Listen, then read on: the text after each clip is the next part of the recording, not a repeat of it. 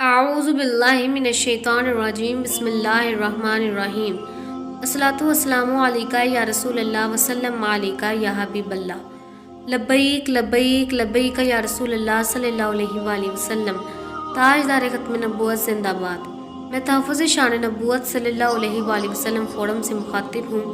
सामीन मोहतरम अस्सलाम वालेकुम। मैं आपको हज़ूर सल्लल्लाहु अलैहि वसल्लम की चौथी ज़ौजा मोहतरमा उम्मुल मोमिनीन हज़रत हफ्सा रज़ी अल्लाह ताला अन्हा के बारे में मुख्तसर सवाने हयात बताऊंगी। उम्मुल मोमिनीन हज़रत हफ्सा रज़ी अल्लाह ताला अन्हा इनका पूरा नाम है। इनकी वालिदा का नाम दख्तर ज़ैनब बिनते मज़ऊन है।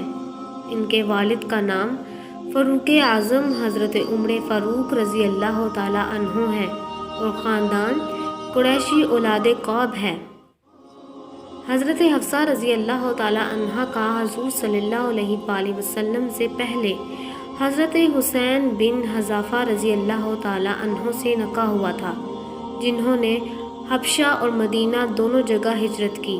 फिर जंग उहद में शरीक होकर ज़ख्मी हुए और मदीना में वफ़ात पाई। हज़रत हफ्सा रज़ी अल्लाह ताला अन्हा का हज़ूर सल्लल्लाहु अलैहि वसल्लम से शोबान सन 3 हिजरी में निकाह हुआ। उस वक़्त हज़ूर सल्लल्लाहु अलैहि वसल्लम की उम्र मुबारक तकरीबन 55 साल और 6 माह थी और हज़रत हफ्सा रज़ी अल्लाह ताला अन्हा की उम्र मुबारक तकरीबन 22 साल थी। हज़रत हफ्सा रज़ी अल्लाह ताला अन्हा हज़ूर सल्लल्लाहु अलैहि वसल्लम की खिदमत में 8 साल रहीं। हज़रत हफ्सा रज़ी अल्लाह ताला अन्हा की वफ़ात जमादुल उला सन 41 हिजरी में 60 साल की उम्र में मदीना मुनव्वरा में हुई। हज़रत हफ्सा रज़ी अल्लाह ताला अन्हा को इख्तिलाफ़ उम्मत से शदीद नफ़रत थी।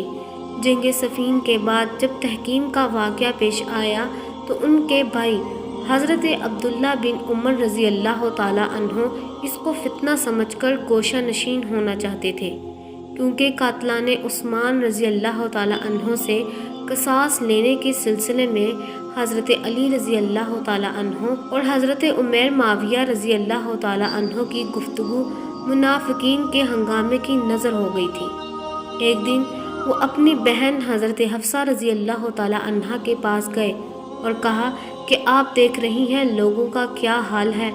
लेकिन सईदा हफ्सा रज़ी अल्लाह ताला अन्हा ने कहा कि गो इस शिरकत में तुम्हारा कोई फ़ायदा नहीं, ताहम तुम्हें शरीक होना चाहिए, क्योंकि लोगों को तुम्हारे राय का इंतज़ार होगा और मुझे डर है कि तुम्हारे ना जाने और गोशा नशीनी इख्तियार करने से इनमें इख्तिलाफ ना हो जाए।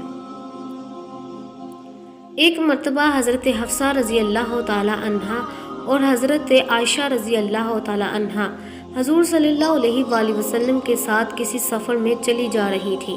रात के वक़्त हज़ूर सल्लल्लाहु अलैहि वसल्लम हज़रत आयशा रज़ी अल्लाह ताला अन्हा के ऊँट के करीब चलते थे। एक दिन हज़रत हफ्सा रज़ी अल्लाह ताला अन्हा ने हज़रत आयशा रज़ी अल्लाह ताला अन्हा से कहा कि आज रात को तुम मेरे ऊँट पर और मैं तुम्हारे ऊँट पर सवार हो जाऊँ, फिर देखें क्या होता है। हज़रत आयशा रज़ी अल्लाह ताला अन्हा इस बात पर रज़ामंद हो गईं। दोनों ने अपने ऊँट तब्दील कर लिए। रात के वक़्त रसूलुल्लाह सल्लल्लाहु अलैहि वसल्लम उस ऊँट के करीब चलते रहे जिस पर सईदा हफ्सा रज़ी अल्लाह ताला अन्हा सवार थी। इस तरह सईदा हफ्सा रज़ी अल्लाह ताला अन्हा की ये ख्वाहिश पूरी हो गई। हज़रत कैस बिन सआद रज़ी अल्लाह ताला अन्हो फरमाते हैं कि सरकार दो आलम सल्लल्लाहु अलैहि वसल्लम ने सईदा हफ्सा रज़ी अल्लाह ताला अन्हा को तलाक दे दी। इसी असना में इनके 2 मामू हज़रत कदामा बिन मज़ऊन रज़ी अल्लाह ताला अन्हो और हज़रत उस्मान बिन मज़ऊन रज़ी अल्लाह ताला अन्हो इनके पास आए। देखा कि सईदा हफ्सा रज़ी अल्लाह ताला अन्हा रो रही हैं और फरमा रही हैं कि खुदा की कसम हज़ूर सल्लल्लाहु अलैहि वसल्लम ने मुझे किसी ऐब की वजह से तलाक नहीं दी। कुछ देर में रसूलुल्लाह सल्लल्लाहु अलैहि वसल्लम तशरीफ़ लाए और फरमाया कि मुझे जिब्राइल अलैहिस्सलाम ने कहा है कि हज़रत हफ्सा रज़ी अल्लाह ताला अन्हा की तलाक से रजू फरमा लीजिए, क्योंकि वो बहुत ज़्यादा रोज़े रखने वाली और बहुत ज़्यादा नमाज पढ़ने वाली और परहेज़गार है। اور وہ جنت میں بھی آپ کی بیوی ہوں گی۔ سیدہ حفصہ رضی اللہ تعالی عنہا نے وفات کے وقت اپنے بھائی سیدنا عبداللہ بن عمر رضی اللہ تعالی عنہ کو وصیت فرمائی کہ غابہ میں اپنی جائیداد جو سیدنا عمر رضی اللہ تعالی عنہ ان کو دے گئے تھے ان کو صدقہ کر کے وقف کر دیا۔ غابہ مدینہ منورہ میں ایک مشہور جگہ ہے۔ ایک دفعہ سیدہ عائشہ رضی اللہ تعالی عنہا اور سیدہ حفصہ رضی اللہ تعالی عنہا نے نفلی روزہ رکھا تو کسی نے ہدیہ کے طور پر کھانا بھیجا تو انہوں نے اس کھانے کو کھا کر روزہ افطار کر لیا، یعنی روزہ باقی نہ رکھا۔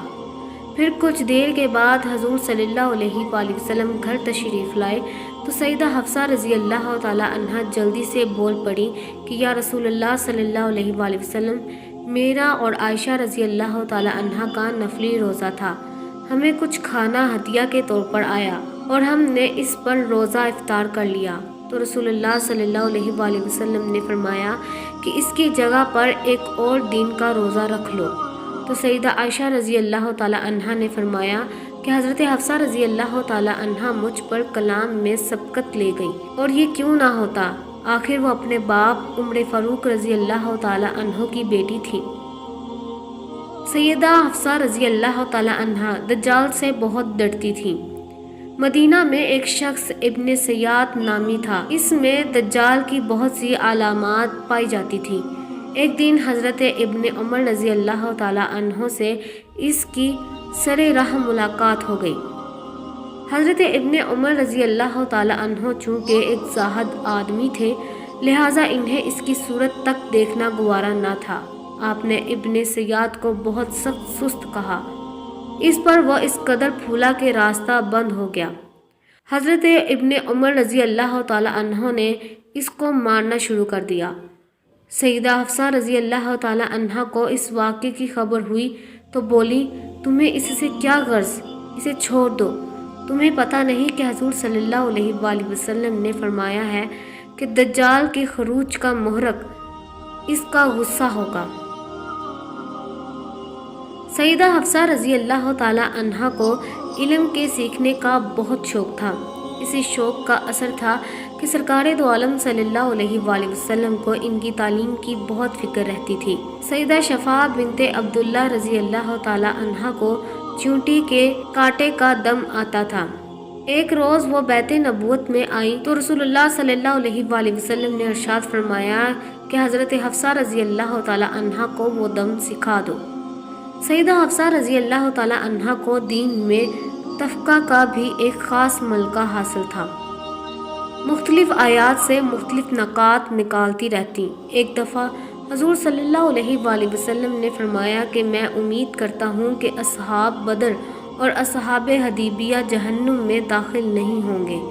سیدہ حفصہ رضی اللہ تعالی عنہا نے عرض کی کہ یا رسول اللہ صلی اللہ علیہ وآلہ وسلم، حق تعالیٰ کا ارشاد ہے تم میں سے ہر شخص جہنم میں وارد ہوگا۔ تو آپ صلی اللہ علیہ وآلہ وسلم نے سیدہ حفصہ رضی اللہ تعالی عنہا کے جواب میں فرمایا، ہاں لیکن یہ بھی تو ہے، پھر ہم پرہیزگاروں کو نجات دیں گے اور ظالموں کو اس میں زانوؤں پر گرا ہوا چھوڑ دیں گے۔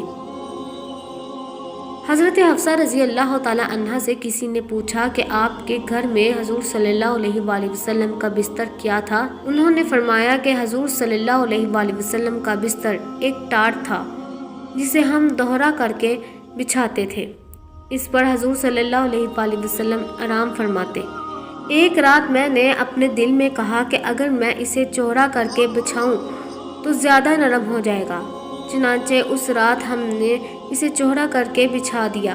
صبح کو حضور صلی اللہ علیہ وآلہ وسلم نے فرمایا، آج رات تم نے میرے لیے کیا بچھا دیا تھا؟ تو ہم نے کہا کہ آپ کا وہی بستر تھا، بس آج ہم نے اسے چوڑا کر کے بچھایا تھا، خیال تھا کہ اس طرح آپ کا بستر زیادہ نرم ہو جائے گا۔ حضور صلی اللہ علیہ وآلہ وسلم نے فرمایا کہ اسے پہلی حالت میں کر دو، کیونکہ اس کی نرمی نے آج رات مجھے نماز سے روک دیا، یا تو اٹھ ہی نہ سکا یا دیر سے اٹھا۔ تو یہ تھا حضور صلی اللہ علیہ وآلہ وسلم کی چوتھی زوجہ محترمہ ام المومنین حضرت حفصہ رضی اللہ تعالی عنہ کا مختصر سوانح حیات۔ اللہ تعالیٰ میرا اور آپ کا حامی و ناصر ہو۔ جزاک اللہ خیر۔